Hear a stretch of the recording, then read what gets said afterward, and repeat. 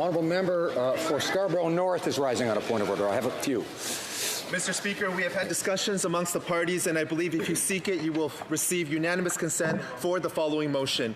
Whereas Canada and Sri Lanka share deep people-to-people ties, whereas in recent times, countless lives have been lost to senseless violence, natural disasters, and war in Sri Lanka, whereas Canada condemns the recent terrorist acts targeting Christians, prayer on Easter Sunday, and civilians at hotels in Colombo, whereas Canada condemns the recent anti-Muslim violence in Sri Lanka, whereas Canada stands together with its allies and partners around the world in condemning all acts of terrorism, violent extremism, and hatred, whereas this month marks the 10th anniversary of the end of the 26-year armed conflict in Sri Lanka, yet peace and reconciliation have not been achieved, whereas the report of the Office of the High Commissioner for Human Rights investigation on Sri Lanka in 2015 established that war crimes and crimes against humanity were committed during the end of the armed conflict in Sri Lanka,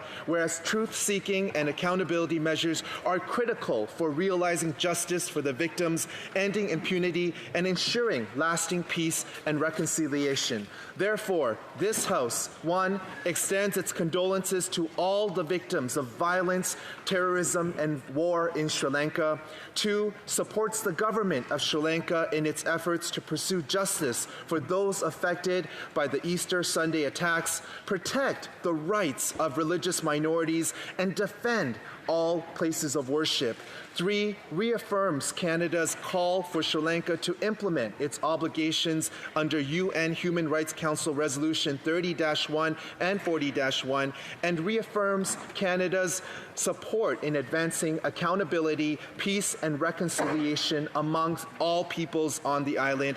And 4, calls upon the United Nations to establish an international independent investigation into allegations of genocide against Tamils committed during the last phase of the war in Sri Lanka in 2009. Thank you.